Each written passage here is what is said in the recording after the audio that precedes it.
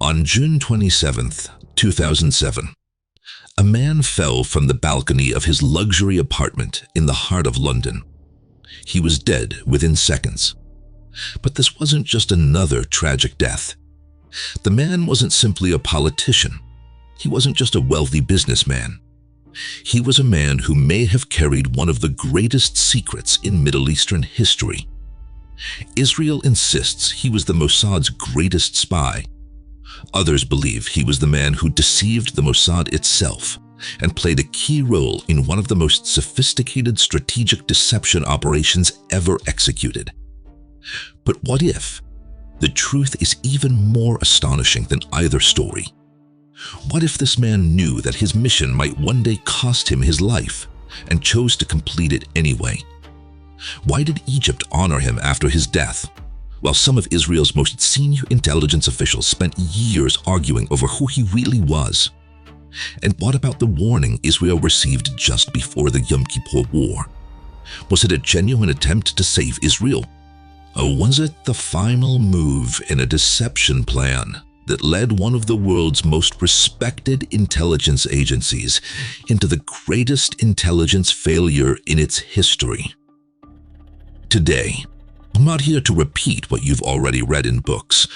We're going to open classified files, compare conflicting accounts, examine the available evidence, and piece together one of the greatest intelligence mysteries of the 20th century. So, who was Ashraf Marwan? A traitor? A patriot? Or the man who took the truth with him to the grave? Welcome to Secret of the Story.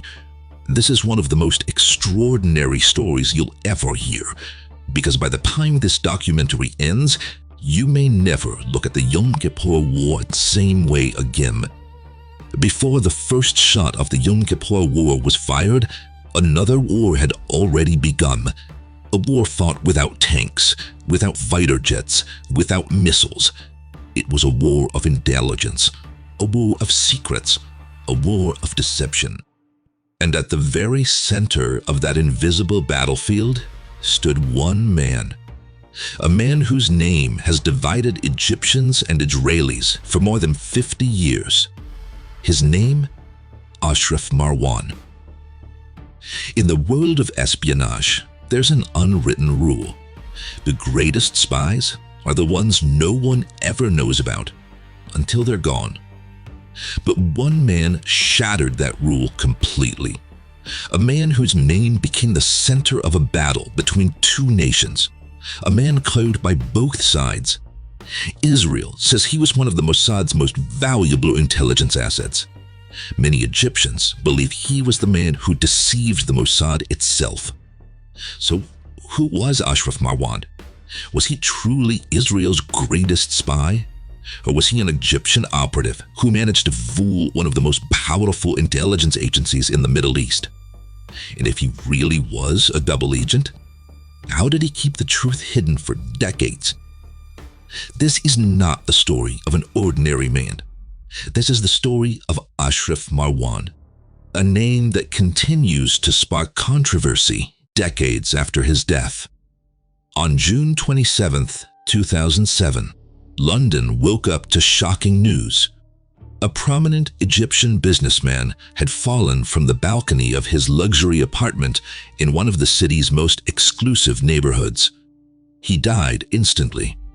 But this wasn't just another unexplained death. This was a man whose life had been closely connected to the highest levels of Egyptian power, to the Yom Kippur War, to the Mossad, and to two of Egypt's most influential presidents, Gamal Abdel Nasser and Anwar Sadat. British authorities launched an investigation, but despite years of speculation, the case was never conclusively solved. Was it suicide, a tragic accident, or a carefully planned assassination? Even today, no official investigation has reached a definitive conclusion. Yet, the real mystery was never the way he died. It was the way he lived. Within hours of his death, Israeli newspapers described him as one of the most important spies ever to work for Israel. At the same time, former Egyptian officials and military analysts presented a completely different picture. According to their view, Ashraf Marwan may have played a role in one of the most sophisticated strategic deception operations in modern military history. And that's where the mystery truly begins. How can one man be celebrated in one country as an extraordinary intelligence asset, while being viewed in another as someone who faithfully served his nation? The mystery grows even deeper. Many of the documents used to support both sides remained classified for decades. Some have only been partially released. Others are still locked away in government archives, hidden from the public. Which means that any serious discussion about Ashraf Marwan must separate verified facts from competing narratives. The confirmed facts are relatively clear. Ashraf Marwan married Mona Abdel Nasser, the daughter of President Gamal Abdel Nasser. Later, he became a trusted figure within the administration of President Anwar Sadat. He held influential positions that gave him access to highly sensitive government affairs. Those facts are not in dispute. What happened behind closed doors, inside intelligence meetings, and during the years leading up to the 1973 war remains one of the most fiercely debated subjects in modern Middle Eastern history. To understand who Ashraf Marwan really was, we have to go back to the beginning, back to a young engineering student, a man who wasn't born into a royal family, who didn't come from a political dynasty. Yet within just a few years, he found himself inside the most secretive circle in Egypt. How did he meet the daughter of President Gamal Abdel Nasser? How did he become the son-in-law of the most powerful leader in the Arab world? And was that marriage the beginning of an extraordinary rise, or the first chapter of one of the greatest intelligence mysteries ever recorded? These are the questions we'll answer, step by step, using the available historical evidence, carefully separating what is documented from what remains the subject of debate. Because before we can understand who Ashraf Marwan really was, we can't begin with the Yom Kippur War. We can't even begin with the Mossad. We have to travel much further back, to Cairo in the 1940s and 1950s, a city and a nation in the middle of enormous political transformation. Ashraf Marwan was born in Cairo in 1944 into a middle-class Egyptian family. His father served as an officer in the Egyptian army, and that military background shaped the environment in which he grew up. Discipline, responsibility, commitment, these values were part of his everyday life. He wasn't born into political privilege. He wasn't the heir to a powerful family, nor did he inherit quite wealth or influence. Yet those who knew him described him as exceptionally ambitious, a man with remarkable social intelligence, someone who understood people, built relationships with ease, and possessed an unusual ability to earn the trust of those around him. As a young man, Marwan enrolled in the Faculty of Engineering at Cairo University. At the time, Egypt was experiencing the height of President Gamal Abdel Nasser's political influence. His image was everywhere. His speeches inspired millions. Across the Arab world, Nasser had become more than a president. He had become a symbol. For most young Egyptians, getting anywhere near the center of political power was almost unimaginable. But fate had prepared a very different path for Ashraf Marwan. During his university years, he met Mona Abdel Nasser, the president's daughter. What began as a friendship gradually developed into a love story. Eventually, President Gamal Abdel Nasser learned about the relationship. According to numerous historical accounts, he was not enthusiastic about the marriage at first, not because he disliked Marwan personally, but because he believed the young engineer was still at the beginning of his career. In Nasser's view, he had not yet established himself enough to shoulder the responsibility of marrying the daughter of Egypt's president. Despite those reservations, the marriage went ahead in 1966, and with that single event, Ashraf Marwan's life changed forever. He was no longer simply a young engineer. He had become part of Egypt's first family. He attended official gatherings. He found himself increasingly close to the country's highest political circles. However, it's important to make one thing clear. Being related to the president did not automatically grant unrestricted access to Egypt's most sensitive state secrets. Like every modern government, Egypt operated through strict layers of confidentiality. Access to classified information depended on official responsibilities, not family connections alone. After graduating, Marwan served briefly in the Egyptian armed forces before moving into civilian positions.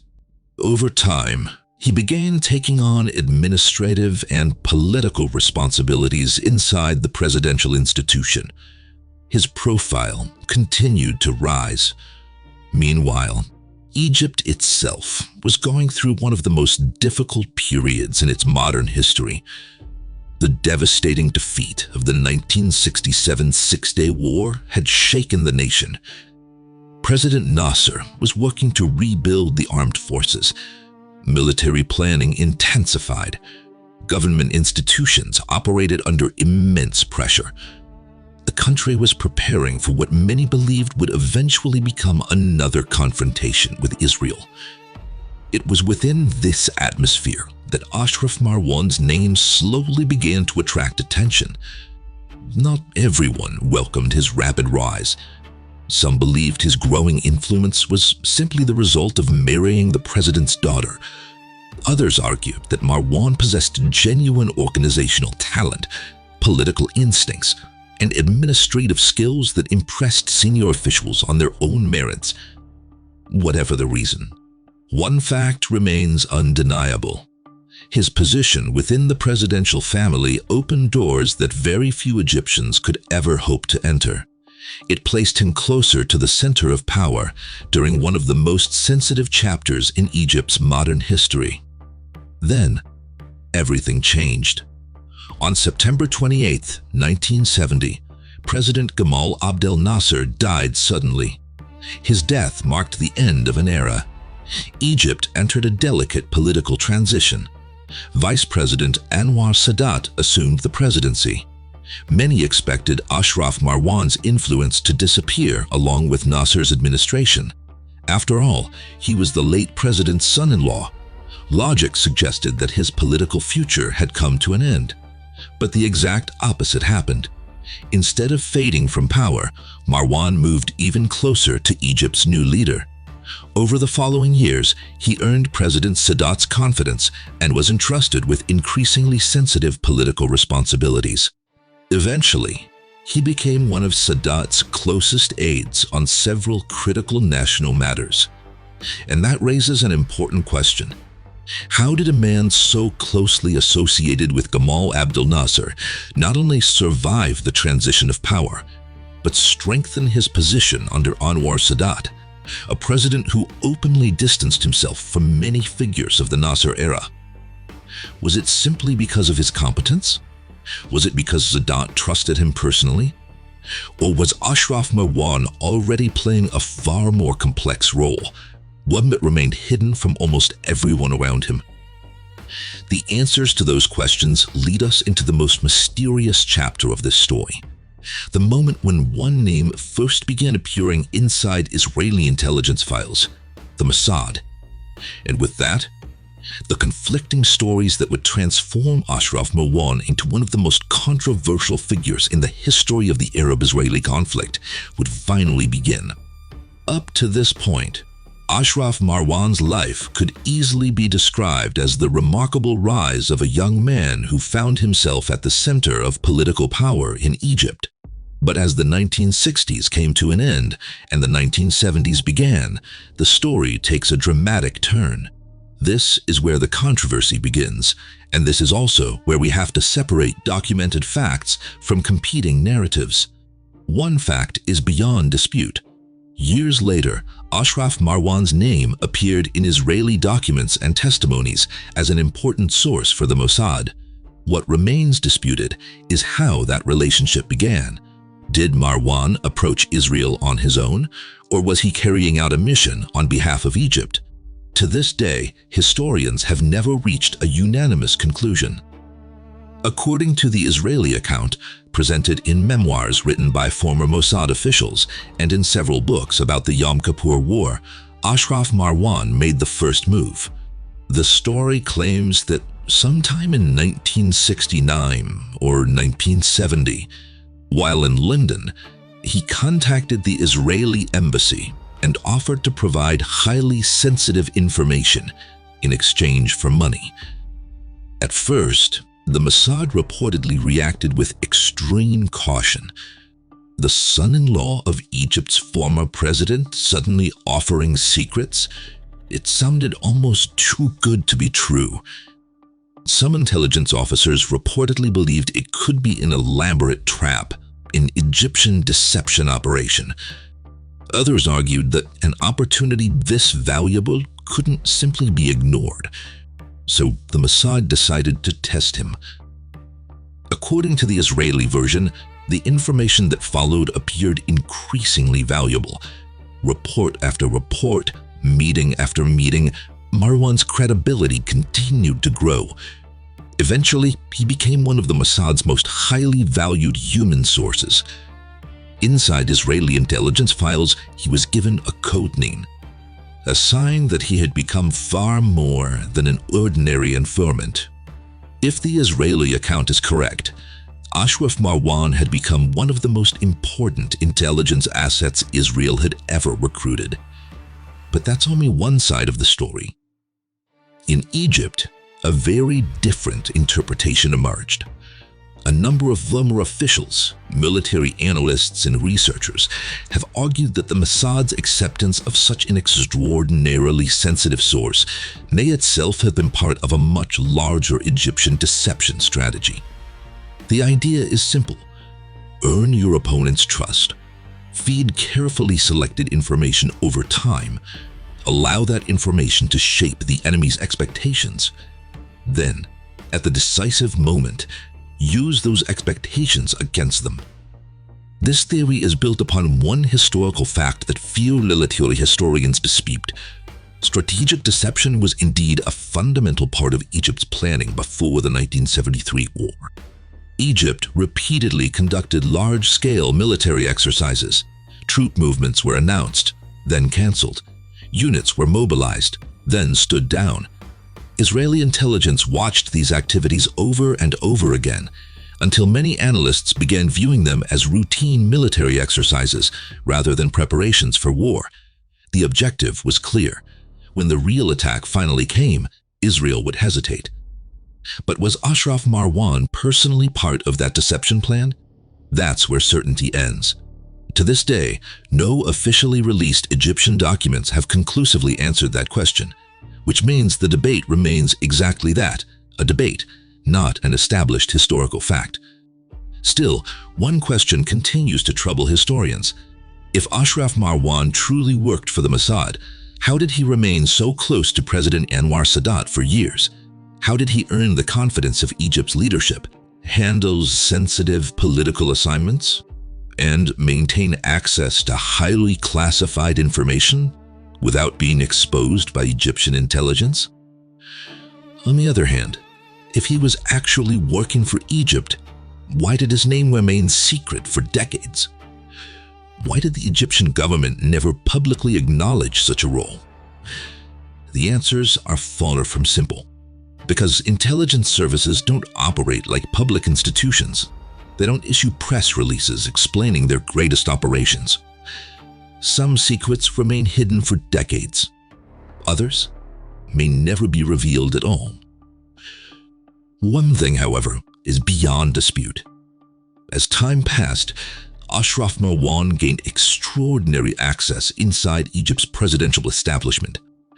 He carried messages, attended high-level meetings, moved within the circles where critical national decisions were being made. Whether the information he possessed was entirely accurate, partially true, or deliberately misleading, it would have been immensely valuable to any foreign intelligence agency. And at that moment in history, Israel wanted one answer more than any other. When would Egypt go to war?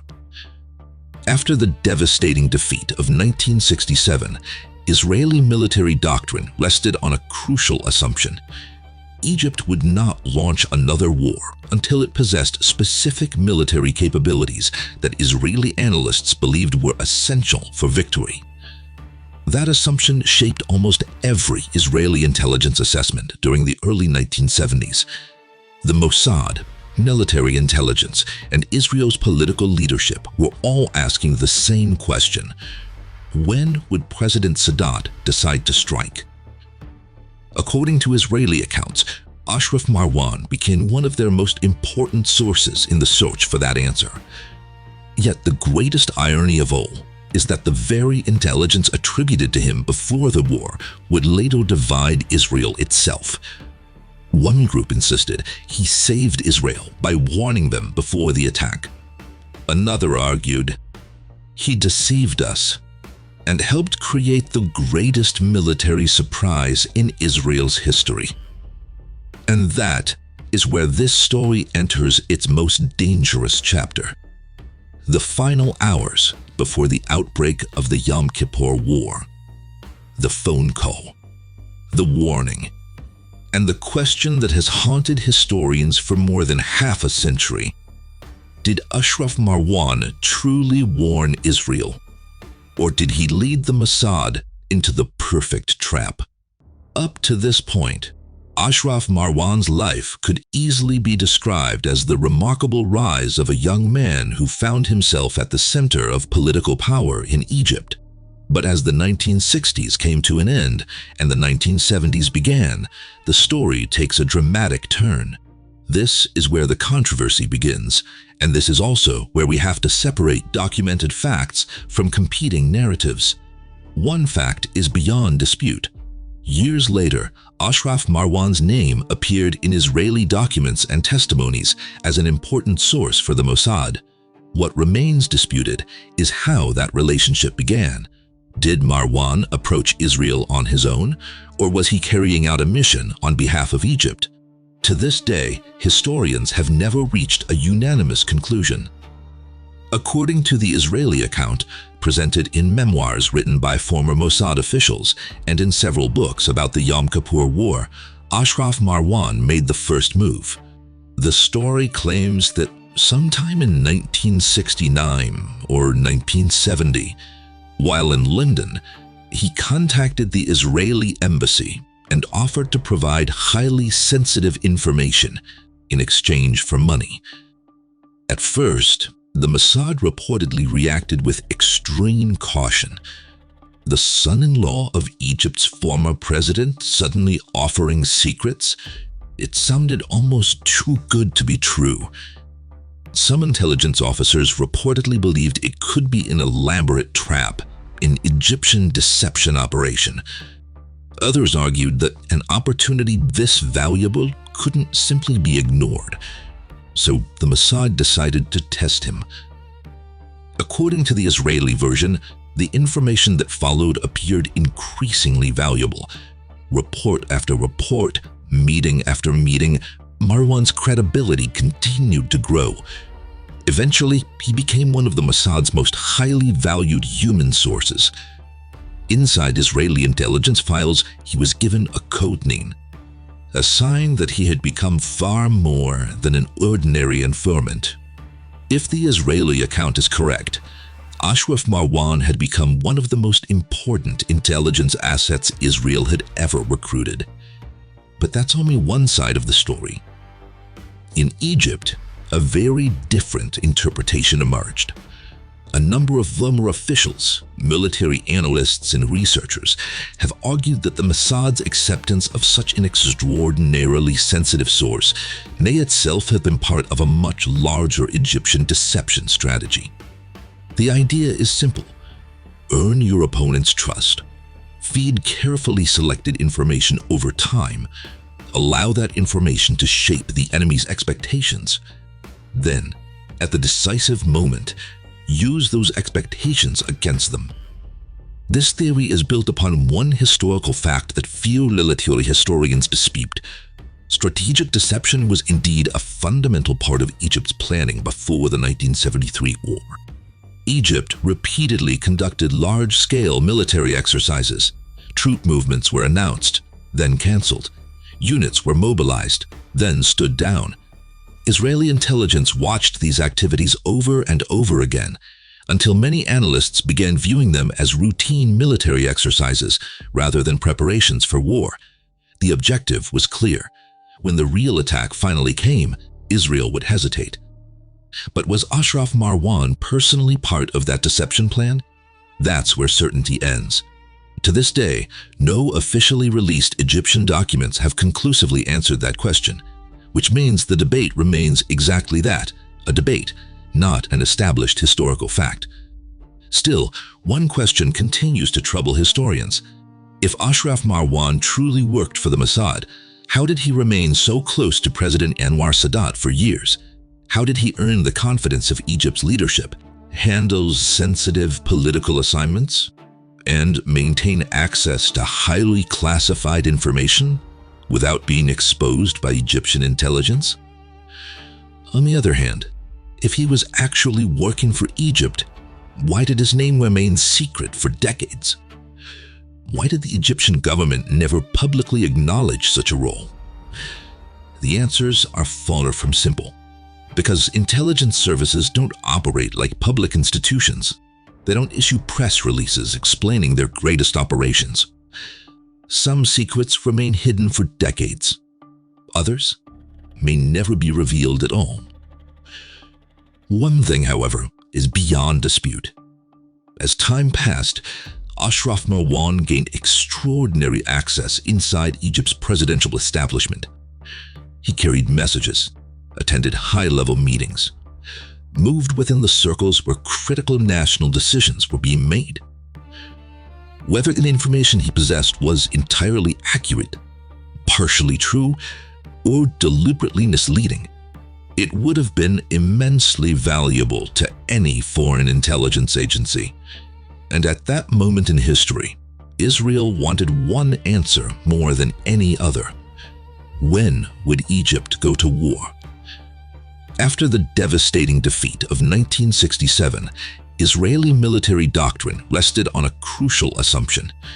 Egypt would not launch another war until it possessed specific military capabilities that Israeli analysts believed were essential for victory. That assumption shaped almost every Israeli intelligence assessment during the early 1970s. The Mossad, military intelligence, and Israel's political leadership were all asking the same question: when would President Sadat decide to strike? According to Israeli accounts, Ashraf Marwan became one of their most important sources in the search for that answer. Yet the greatest irony of all is that the very intelligence attributed to him before the war would later divide Israel itself. One group insisted he saved Israel by warning them before the attack. Another argued he deceived us and helped create the greatest military surprise in Israel's history. And that is where this story enters its most dangerous chapter. The final hours before the outbreak of the Yom Kippur War. The phone call, the warning, and the question that has haunted historians for more than half a century. Did Ashraf Marwan truly warn Israel? Or did he lead the Mossad into the perfect trap? In the world of intelligence, there is one rule that almost every intelligence agency considers sacred. You never reveal the identity of a source. Not while they're active, not after their mission is over. Sometimes, not even after they're dead. Because an intelligence source is more than just a person.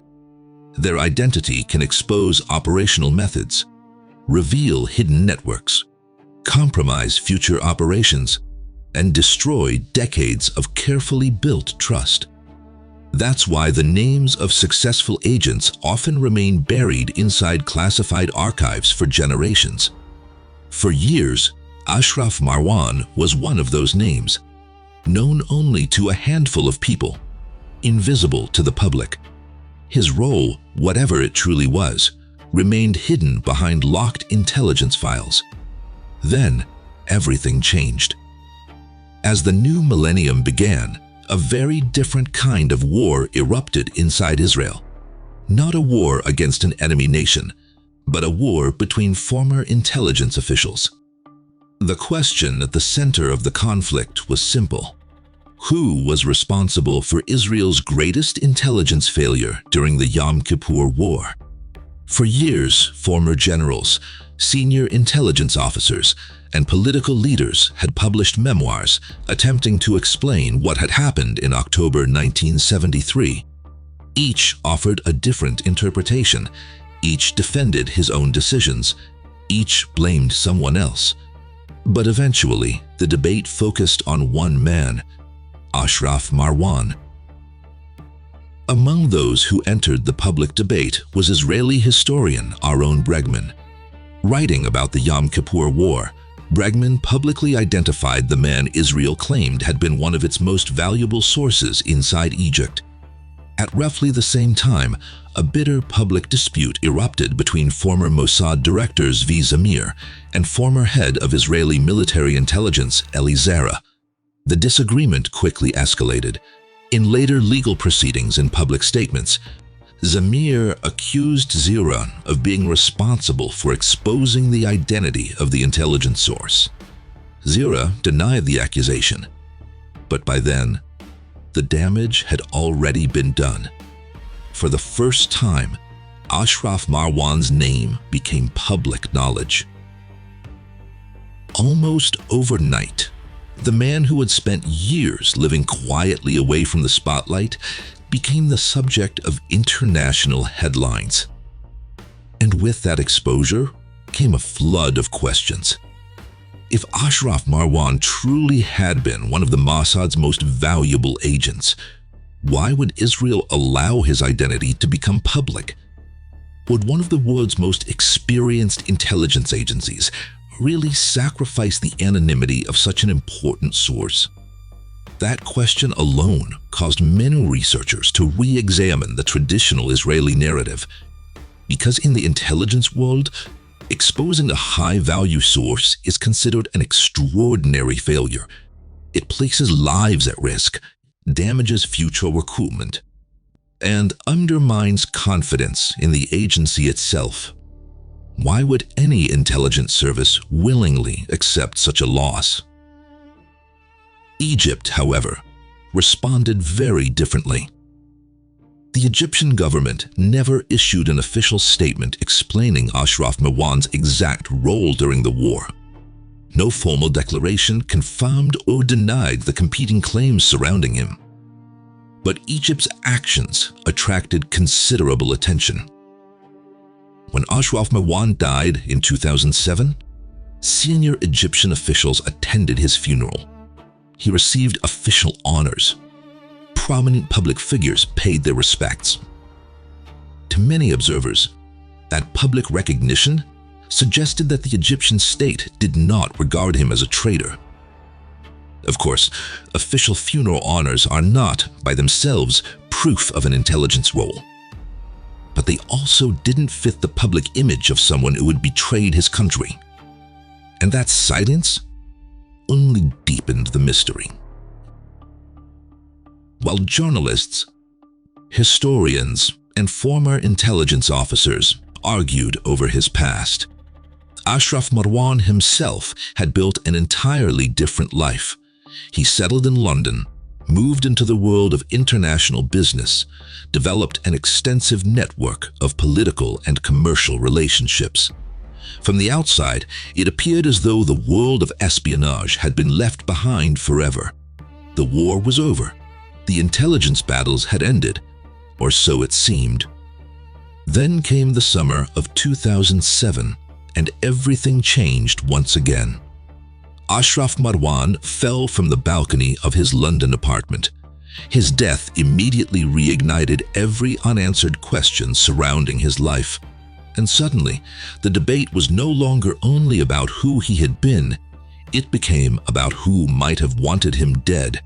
Was it a tragic accident, a suicide, or a professional assassination designed to silence a man who carried secrets that were never meant to be revealed?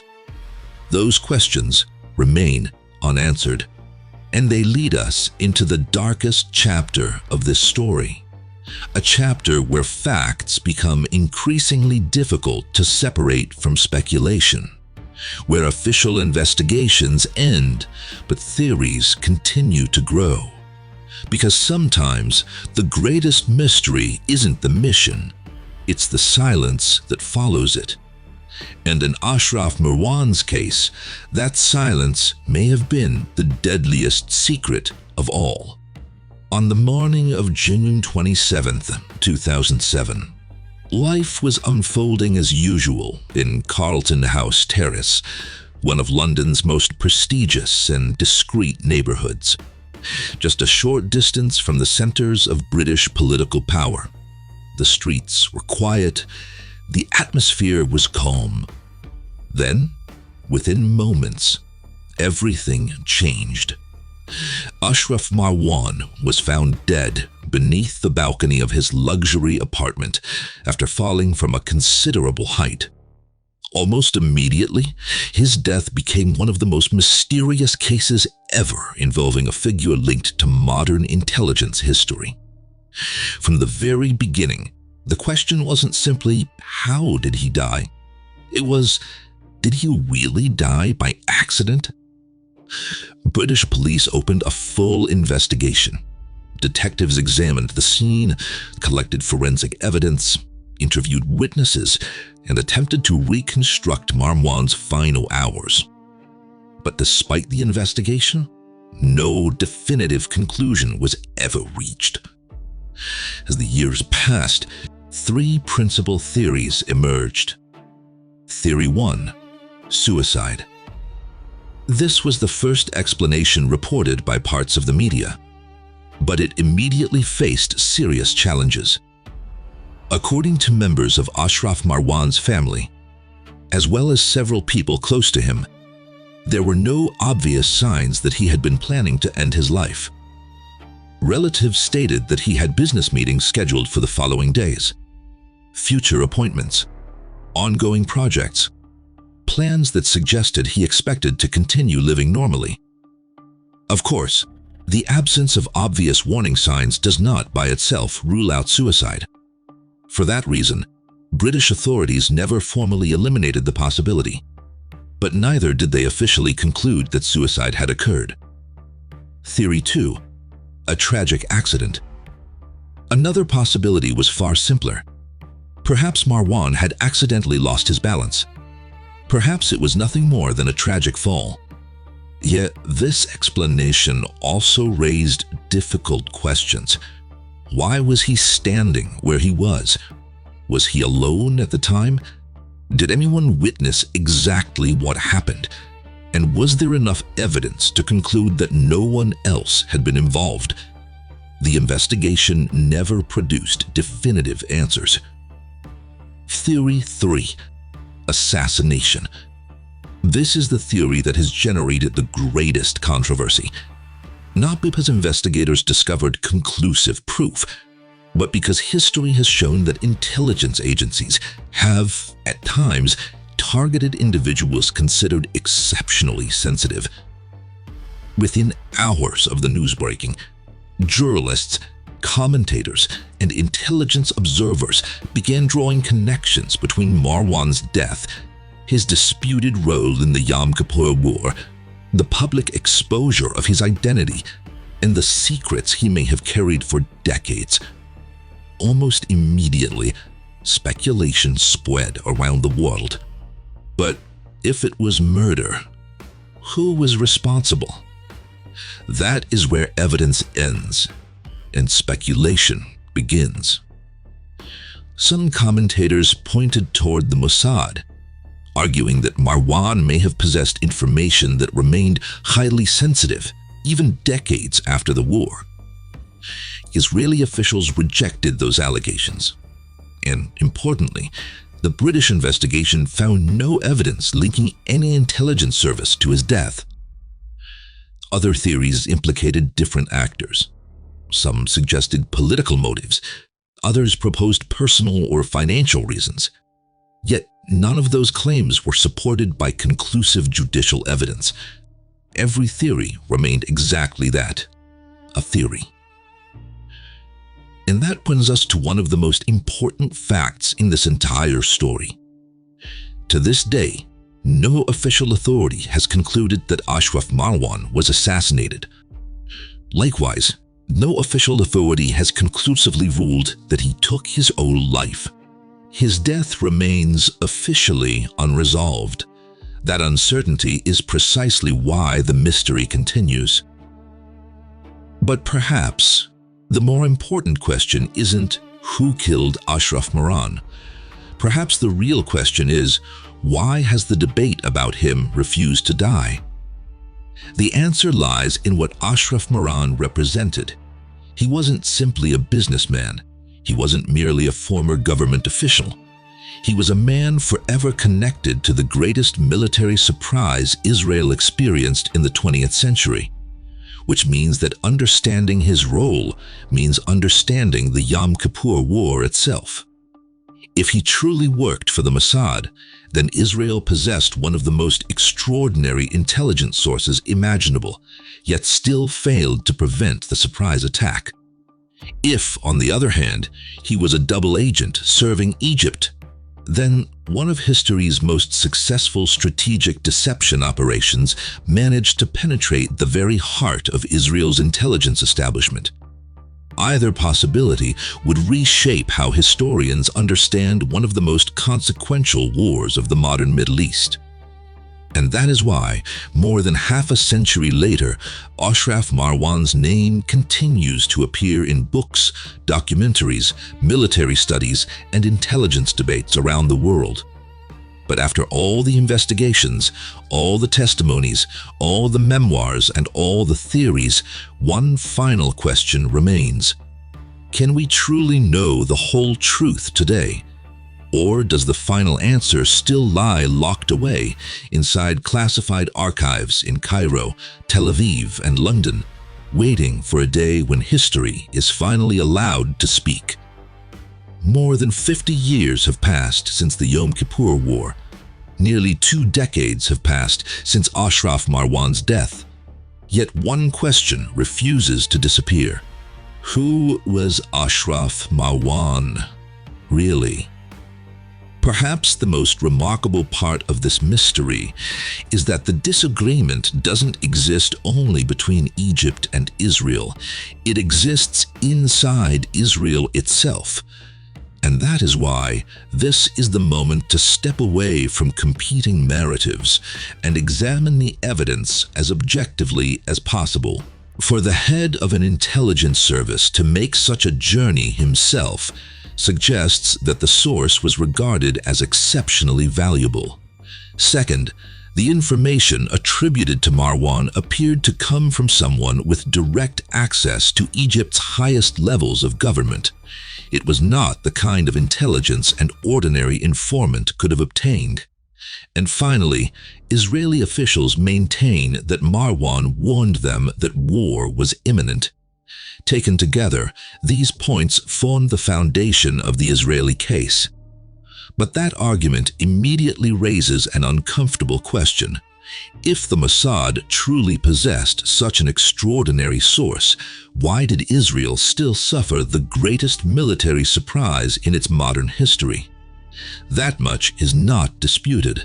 Israel was caught off guard. The shock of the Egyptian and Syrian offensive triggered one of the deepest political and military crises the country had ever experienced. Official investigations followed. Senior military leaders faced intense criticism, and public confidence in Israel's intelligence establishment was shaken. Which leads to the obvious question: If Israel had what some have called the best spy in Egypt, why wasn't the surprise prevented? After all, the primary purpose of intelligence is not simply to collect information. It's to provide warning in time for action.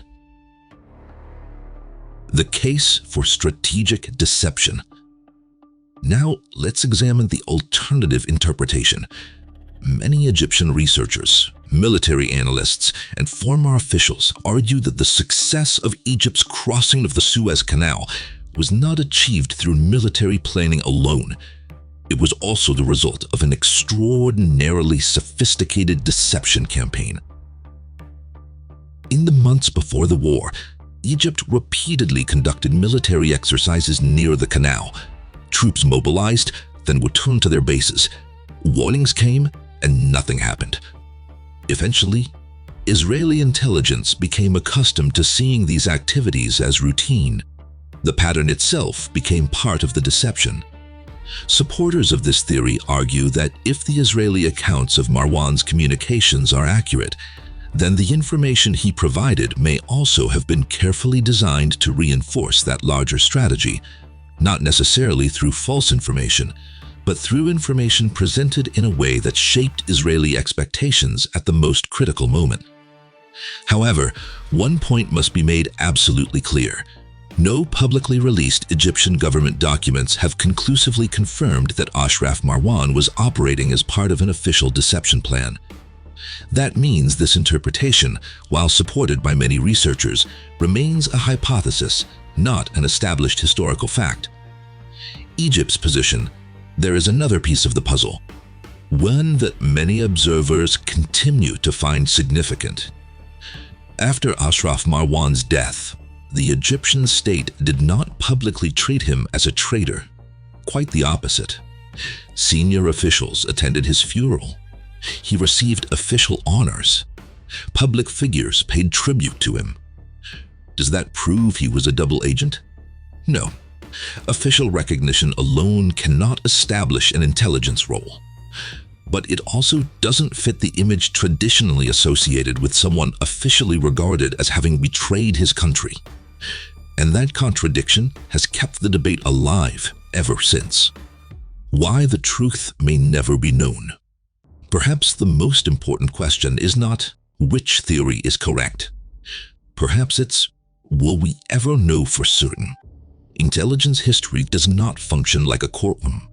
Criminal investigations may eventually produce public evidence. National security rarely does. Governments often keep intelligence files classified for decades, sometimes for a century, sometimes forever. Not because history isn't important, but because revealing the truth may expose operational methods, compromise intelligence networks, or damage national interests long after the events themselves have passed. That is why some intelligence mysteries remain unsolved, not because the answers don't exist, but because they remain locked inside classified archives, perhaps in Cairo, perhaps in Tel Aviv, perhaps somewhere else entirely. And maybe that is exactly why Ashraf Marwan continues to fascinate historians more than half a century later. Every side possesses part of the story. Every side presents evidence.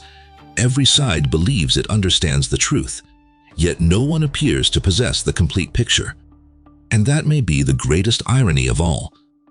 Perhaps Ashraf Marwan was the only man who knew exactly what happened, and he died before telling the world. Because in the world of espionage, silence is often the final mission. And sometimes it's the only mission that can never be broken. There are people whose stories end the day they die. And then there are those whose real story only begins after they're gone. Ashraf Marwan belongs firmly in the second category. Since his death in London in 2007, the debate has never faded. If anything, it has grown even stronger. Books have been written, documentaries have been produced, military studies have revisited his role.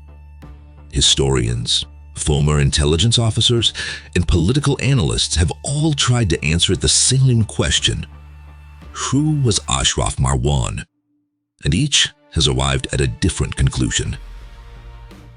Yet after examining decades of books, interviews, official statements, and historical research, one important fact becomes impossible to ignore. To this day, there is no publicly released official document that conclusively proves Ashraf Marwan's true role, which means that any version of the story claiming to possess the absolute truth goes beyond what the available evidence can actually support. And that is precisely why this mystery has survived for so long. So, what do we know with confidence? We know that Ashraf Marwan stood remarkably close to the center of power in Egypt. We know he married Mona Abdel Nasser, the daughter of President Gamal Abdel Nasser. We know he later worked closely with President Anwar Sadat in highly sensitive positions. We know that Israeli documents and testimonies identified him as a source connected to the Mossad. We also know that despite whatever intelligence Israel believed it possessed, the Yom Kippur War still began with one of the greatest military surprises in the country's history.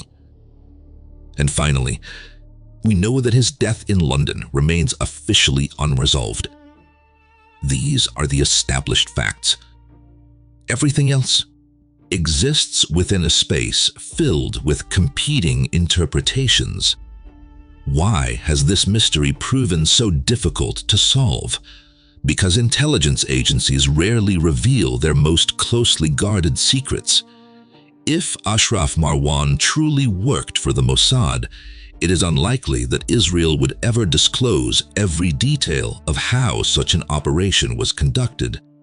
On the other hand, if he was part of an Egyptian strategic deception plan, it is equally unlikely that Egypt would voluntarily reveal the inner workings of what many consider one of its greatest intelligence successes. In either case, part of the truth may still be locked behind classified files, and it may remain there for many years to come, perhaps forever. But maybe the most important lesson has nothing to do with Ashraf Marwan himself. Perhaps it is this: wars are not won by weapons alone. Before tanks cross borders, information crosses first. Before aircraft take off, the battle for the human mind has already begun.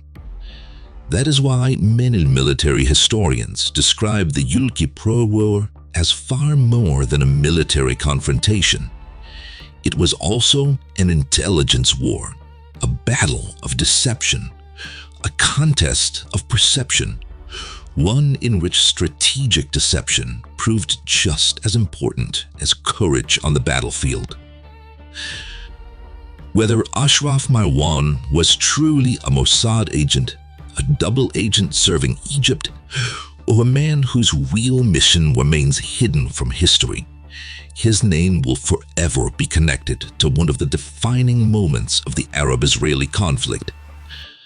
Perhaps that is why Israel still debates him, Egypt still argues about him, and historians continue to reopen his file, searching for an answer that may never fully emerge. Because that is the nature of intelligence history. The story doesn't end when the file is closed. Sometimes it begins all over again when a new document is declassified. When a forgotten witness finally speaks, or when a secret buried for decades unexpectedly comes to light. But when they arrived, the boy was laughing. There was no wolf. He did it again, and again, and again, until one day the villagers stopped believing him. Then the wolf finally appeared. The boy screamed for help, but this time no one came, because everyone believed it was just another lie, and the flock was lost, not because the warning was false, but because the truth arrived after too many false alarms. It may sound like nothing more than a children's story, but many military historians believe that strategic deception operates according to exactly the same principle. The goal isn't simply to deceive your enemy once. The goal is to condition your enemy, to create a predictable pattern so that when the real moment finally arrives, it looks exactly like every false alarm that came before it. According to numerous military studies, that was one of the defining features of Egypt's deception strategy before the Yom Kippur War. For months, Egyptian forces repeatedly moved toward the Suez Canal. Military exercises were announced, equipment was repositioned, readiness levels increased. Then, nothing happened. The troops returned to their normal positions. Weeks later, the entire sequence repeated itself. Troops moved, Israeli intelligence watched. No war followed. Again and again and again. With every repetition, Israeli confidence grew. What they were seeing no longer looked like preparations for war. It looked routine. Another military exercise, another false alarm. Eventually, the pattern itself became more powerful than the evidence. Mobilizing Israel's reserve army was enormously expensive, economically, politically, and militarily. No country could afford full mobilization every time intelligence suggested that war might be approaching. And that was exactly where strategic deception reached its most dangerous stage. The problem was no longer that Israel failed to see what Egypt was doing. The problem was that Israel saw almost everything and interpreted it through assumptions built over months of repeated experience. That is the most dangerous form of deception, not hiding the truth, but teaching your opponent to misinterpret it. By the time October 6, 1973 arrived, Israeli intelligence observed movements that looked familiar. The warning signs seemed familiar. The military activity looked familiar. And subconsciously, many decision-makers reached the same conclusion. We've seen this before. Then, at exactly 2 p.m., the military exercise they believed they were watching became one of the largest surprise offensives in modern military history. And that's the real paradox. The greatest deception wasn't hiding tanks. It wasn't hiding soldiers. It wasn't even hiding the date of the war. The greatest deception was convincing your enemy that when the truth finally appeared, it looked exactly like another false alarm. That is why military academies around the world continue to study Egypt's deception campaign. Because sometimes, victory begins inside the enemy's mind, long before it begins on the battlefield. And that brings us back to Ashraf Marwan. If he truly passed information to Israeli intelligence, was he operating independently, or was he simply one piece of a much larger strategic design? That question remains one of the most fiercely debated issues in intelligence history. According to some researchers and historical analyses, if the theory that Marwan was serving Egypt is correct, then he may have been far more than an intelligence source. He may have been part of a carefully planned psychological operation. These interpretations suggest that Israeli intelligence received several earlier warnings that war was approaching. Each time, Israel raised its level of military readiness. Reserve units were placed on alert, preparations intensified, and then nothing happened. No attack, no invasion, no war. After enough repetitions, every new warning began to resemble the last. The effect was almost identical to the boy who cried wolf. In intelligence work, this is considered one of the most sophisticated forms of deception, not because you conceal the truth, but because you train your opponent to ignore it. It should be emphasized, however, there are no publicly released Egyptian government documents confirming that Marwan personally carried out such a strategy. These interpretations remain informed theories, not established historical fact. Did the Mossad fail? Or was the intelligence misinterpreted? This brings us to another question that is often overlooked. An intelligence agency does not declare war. It does not mobilize armies, and it does not make political decisions. Its job is to collect information. The responsibility for interpreting that information belongs to military and political leaders. So even if we assume, purely for the sake of argument, that Ashraf Marwan provided completely accurate intelligence, another question remains. Was that intelligence interpreted correctly? Inside Israel, this debate continued for years. One camp argued that the source had done his job, but the analysis failed.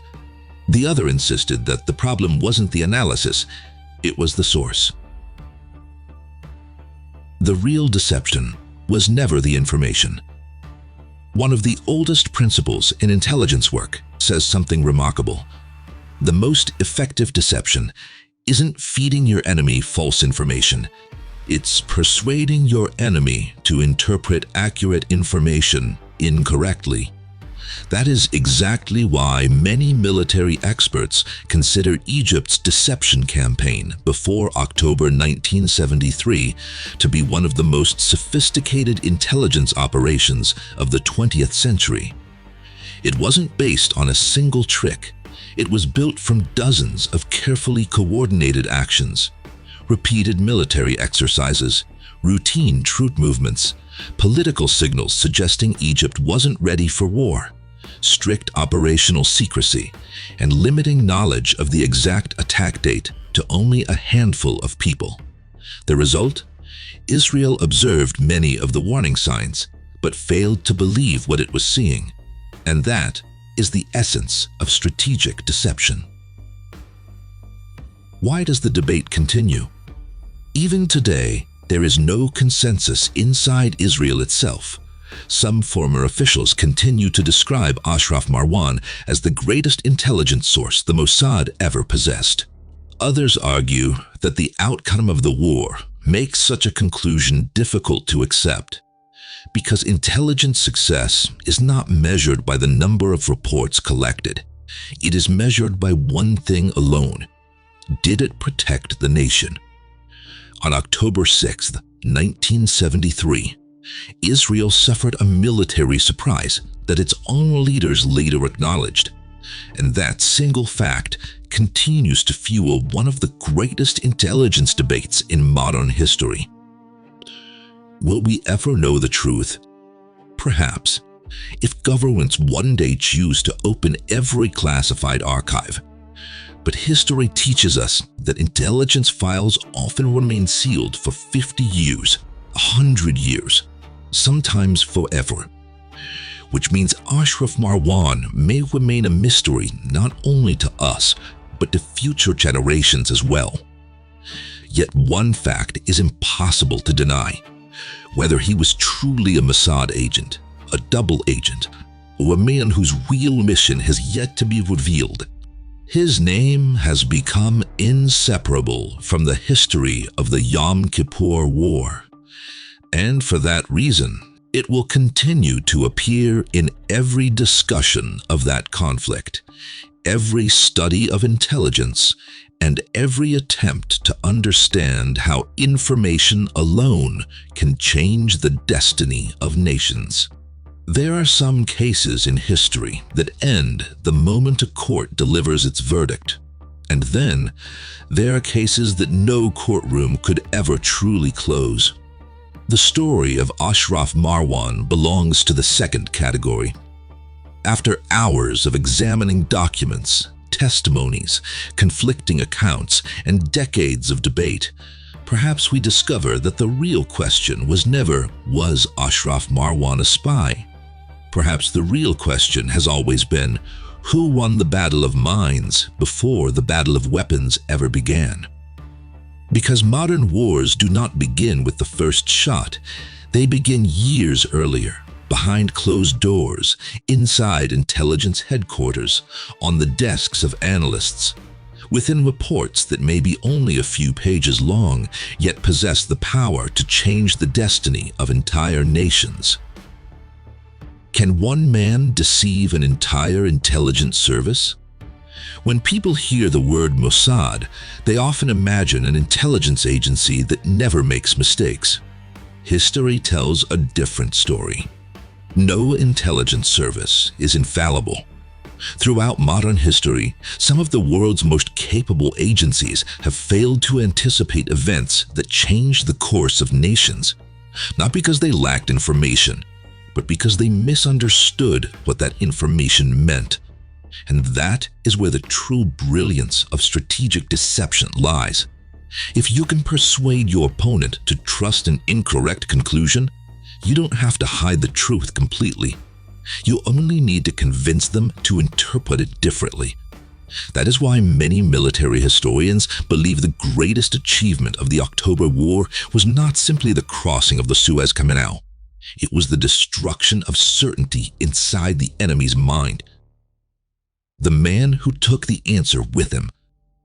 Most historical figures leave behind memoirs, private letters, recorded interviews, or personal confessions that eventually reveal their secrets. Ashraf Marwan left none of those. He never published memoirs explaining what really happened. He never gave a definitive interview revealing his true role. He never left behind a recording saying, "This is what actually happened."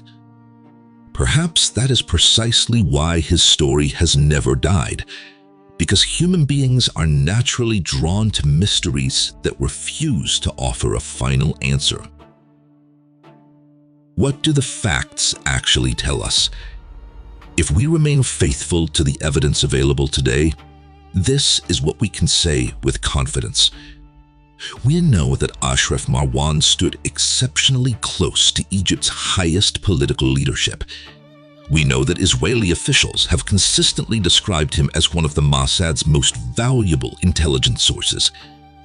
We know that despite multiple warnings and intelligence reports, Israel was still strategically surprised when the Yom Kippur War began.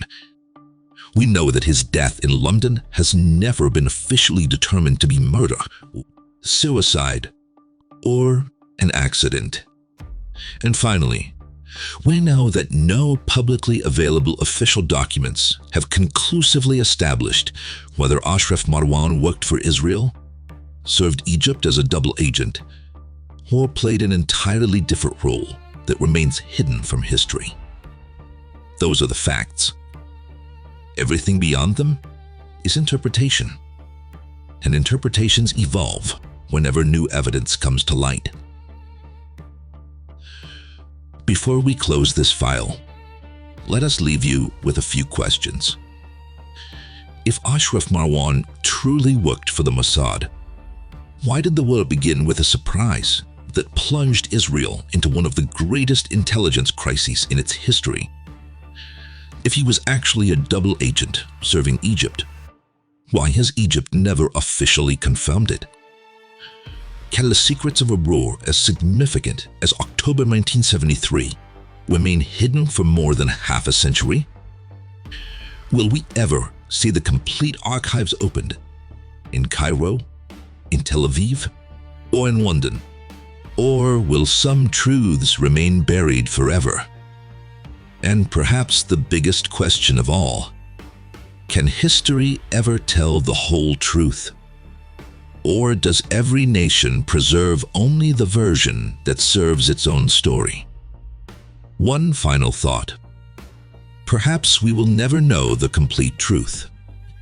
Perhaps one day, newly declassified documents will overturn everything we think we know. Or perhaps they never will. But one thing is beyond dispute. Whether viewed through the Israeli narrative or the Egyptian narrative, Ashraf Marwan remains one of the most enigmatic figures in the history of the Arab-Israeli conflict. And if this story teaches us anything, it is that wars are not decided by military strength alone.